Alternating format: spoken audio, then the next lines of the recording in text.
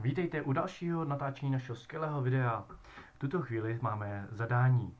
Jaký je rozdíl mezi pracovním týdnem, pohybovou aktivitou dětí během pracovní týdne a víkendu?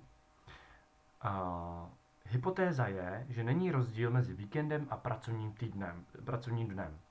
Tak jak na to? Máme spočítaný průměr, co dělají pracovní týden. To je step 5, že ano, to jsme si udělali.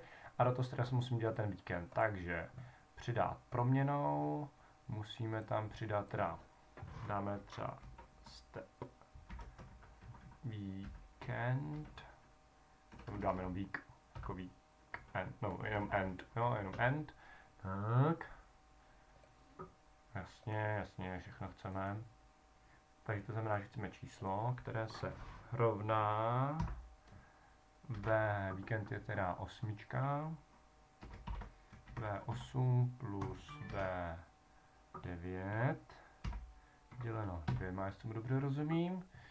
A to tam kškuš plácnu, výborně, vychází mi to stejně, dobře, takže to by se měli.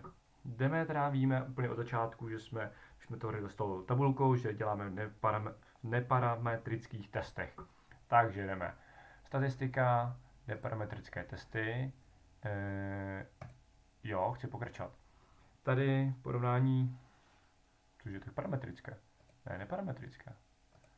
Ano.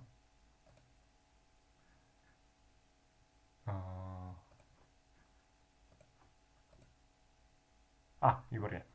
Tak, porovnání dvou závislých vzorků proměnné. Tak to dáme. Dám OK. Chceme tam dát vzorek. Ten pracovní týden. Takže step 5. A jasně, a tady dáváme step end. Paráda. To odklikneme a dáme Wilcoxonův párový test. A bum. A teď ten test tam ukázal. Ano. Označené testy jsou za mě na hladině P, takže je to statisticky významný rozdíl. No ale kdo je na tom líp?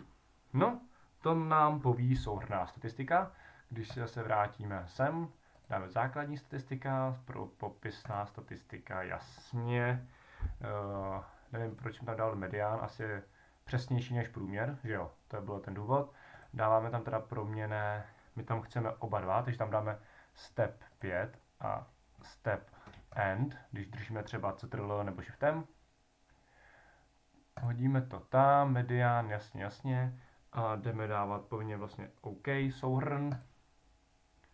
A vidíme zde, voilà, že během pracovního týdne, to je ta 5, udělají vyšší medián a o víkendu se víc flákají průměrně.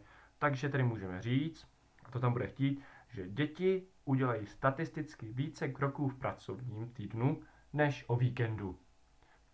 Tím moje nové video končí, děkuji, že jste ho zhlédli, sdílejte, lajkujte, dajte odebírat, komentář, jaké další video chcete vidět a mějte se zase někde viděnou. Čau.